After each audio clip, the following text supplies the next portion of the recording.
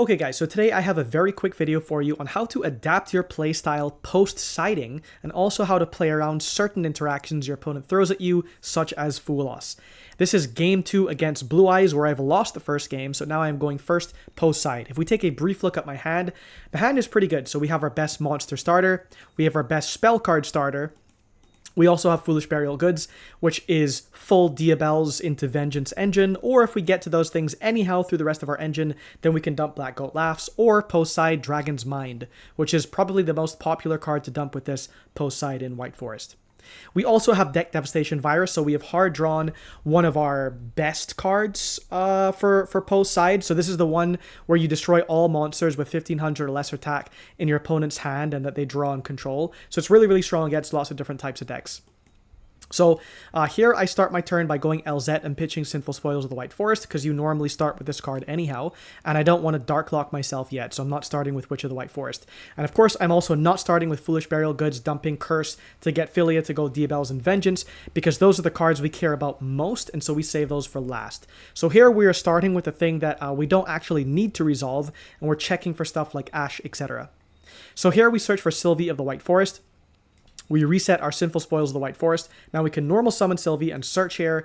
They don't actually need to fool. Actually, they should not have Fool lost Chainlink 2 in response to Sylvie. They should have waited until resolution just to see what I added, just in case that gave them any other idea of like stuff I was playing. Like, I don't know, for example, if I go Chainlink 1 Sylvie of the White Forest and he goes Chainlink 2 Fool loss, there's no way I'm adding Tails, because I could just add Woes and give him 0 draws, for example, you know? So there's a little mistake on his part where he should have waited for res, see if I add Tails, because then that's less good into the Fool loss, because it incentivizes me to continue playing even harder into it instead of just going for a Woes, which I have also sided in because I don't actually play this in my main deck.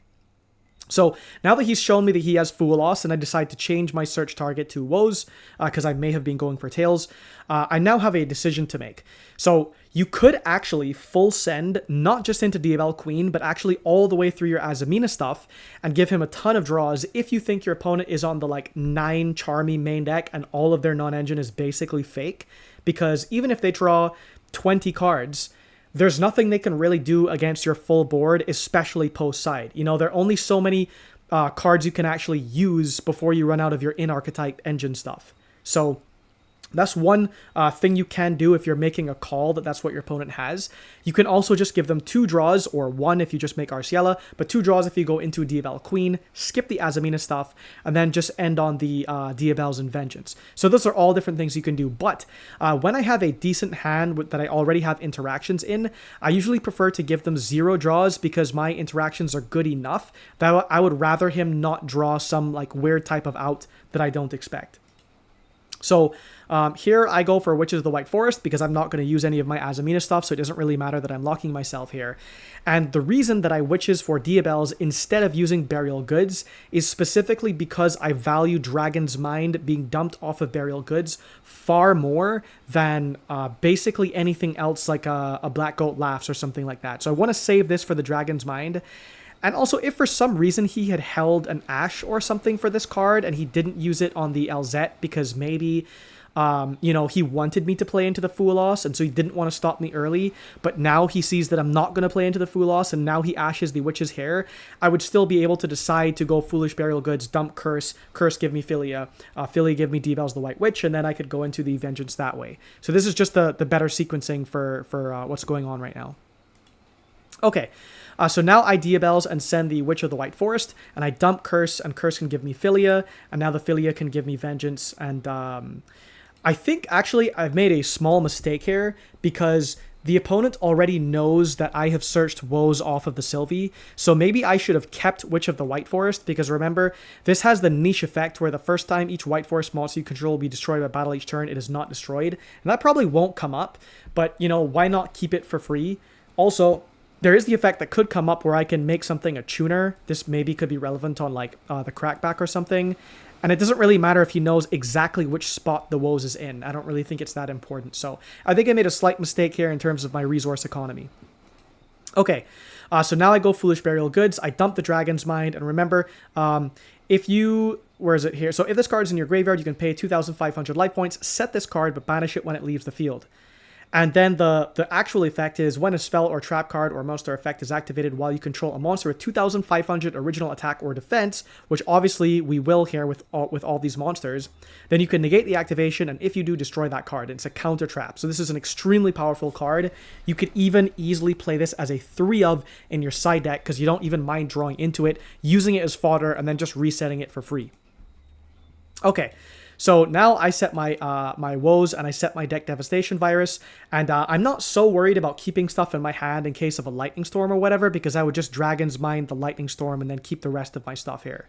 Also, like chaining deck devastation virus to something like that means that this being a chainable trap, it doesn't really lose to that type of removal, so I'm really not worried about back row destruction anyhow. So yeah, I give my opponent 0 draws, and I pass turn here where my woes is fully live, and I also have a Sinful Spoils of the White Forest that could potentially go into something.